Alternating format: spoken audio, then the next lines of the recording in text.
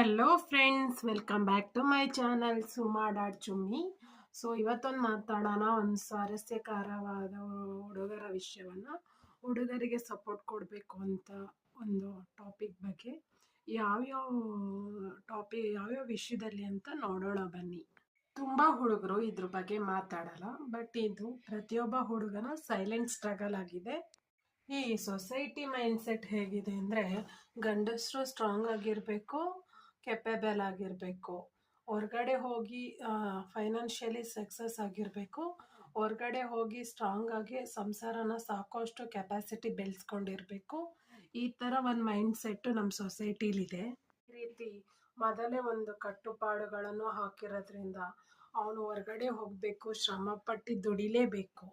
ಥರ ಇದನ್ನು ಮಾಡೋ ಹಾದಿಯಲ್ಲಿ ಬಂದಂಥ ಕಷ್ಟಗಳನ್ನು ಯಾರ ಹತ್ರನೂ ಶೇರ್ ಮಾಡ್ಕೊಳಕ್ಕಾಗಲ್ಲ. ಅದೊಂದು ರೂಲ್ ಆಗ್ಬಿಟ್ಟಿದೆ ಅವನಿಗೆ. ವೇಳೆ ಈ ಕಷ್ಟನ ಹೊರಗಡೆ ಪ್ರಪಂಚದಲ್ಲಿ ಹೇಳಿದ್ರೆ ಸಮಾಜ ಇದನ್ನಲ್ಲಿ ಜಡ್ಜ್ ಮಾಡುತ್ತೋ ಅನ್ನೋ ಭಯ ಅವನಿಗೆ. ಇದರಿಂದ ಅವನ ಮೆಂಟಲ್ ಆ್ಯಂಡ್ ಫಿಸಿಕಲ್ ಹೆಲ್ತ್ ಹಾಳಾಗುತ್ತೆ.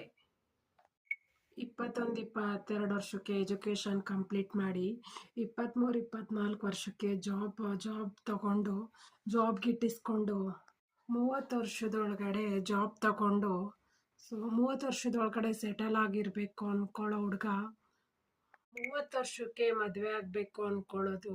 ಸೊ ಸೆಟಲ್ ಆಗಬೇಕು, ಚೆನ್ನಾಗೆ ಫೈನಾನ್ಷಿಯಲಿ ಸ್ಟ್ರಾಂಗ್ ಆಗಿರಬೇಕು ಅನ್ನೋದು ಸಮಾಜದಲ್ಲಿ ಎಷ್ಟು ಸರಿ ಅಂತ ಯೋಚನೆ ಮಾಡಿ, ಇನ್ನು ಇಷ್ಟ ಇಲ್ದಿರೋ ಕೆಲಸನ ಕಷ್ಟಪಟ್ಟು ತಗೊಂಡು ಇಷ್ಟೋ ಸಂಬಳ ತಗೊತಾ ಇರೋದು.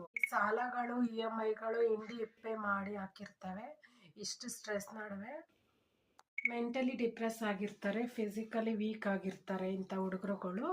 ಇನ್ನು ಫೈನಾನ್ಷಿಯಲಿ ನಾವು ಸ್ಟ್ರಾಂಗ್ ಇಲ್ಲ ಅಂತ ಕಂಪ್ಯಾರಿಸನ್ ಮಾಡಿಕೊಂಡು ಅವರ ಸೆಲ್ಫ್ ಕಾನ್ಫಿಡೆನ್ಸ್ ಆ್ಯಂಡ್ ಮೆಂಟಲ್ ಕಾನ್ಫಿಡೆನ್ಸ್ನ ಅವ್ರು ಕಳ್ಕೊಂಡಿರೋಂಥ ಎಷ್ಟೋ ಬಾಯ್ಸ್ನೂ ನಮ್ಮ ಸರೌಂಡಿಂಗ್ಸಲ್ಲಿದ್ದಾರೆ.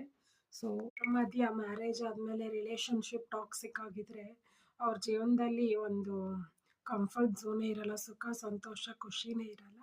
ಈ ವಿಡಿಯೋದಲ್ಲಿ ಸ್ವಲ್ಪ ಇನ್ಫಾರ್ಮೇಷನ್ ಕೊಟ್ಟಿರ್ಬೋದಷ್ಟೇ. ಇದರ ಆಚೆಗೆ ತುಂಬ ವಿಷಯಗಳಿವೆ. ಮೆನ್ಸ್ ಸ್ಟ್ರೆಸ್ಸಲ್ಲಿ ಈ ಮೆನ್ಸು ಪಡ್ತಾ ಇರೋ ಕಷ್ಟ ಎಲ್ಲ ಒಂದು ದಿವಸ ಚೇಂಜಸ್ ತಗೊಳುತ್ತೆ ಅಂತ ನಿಮ್ಗನ್ಸುತ್ತಾ? ಸೊ ಇನ್ನಷ್ಟು ವಿಷಯಗಳನ್ನ ನಾನು ಮುಂದಿನ ವಿಡಿಯೋದಲ್ಲಿ ಕಲೆ ಹಾಕಿ ಶೇರ್ ಮಾಡೋಕ್ಕೆ ಇಷ್ಟಪಡ್ತೀನಿ. ಇವತ್ತು ಈ ಮೆನ್ಸ್ ಬಗ್ಗೆ ಮಾಡಿರೋ ವಿಡಿಯೋ ನಿಮ್ಗೆ ಇಷ್ಟ ಆದರೆ ಕಾಮೆಂಟ್ ಮಾಡಿ ತಿಳಿಸಿ, ಇನ್ನೂ ಫ್ಯೂಚರಲ್ಲಿ ಮಾಡಬೇಕು ಅಂದರೆ ಹೇಳಿ. ಸೊ ಇದನ್ನು ಹೇಳ್ತಾ ನಾವು ವಿಮೆನ್ಸ್ ಬಗ್ಗೆನೇ ಜಾಸ್ತಿ ಮಾತಾಡೋದು ಜಾಸ್ತಿ.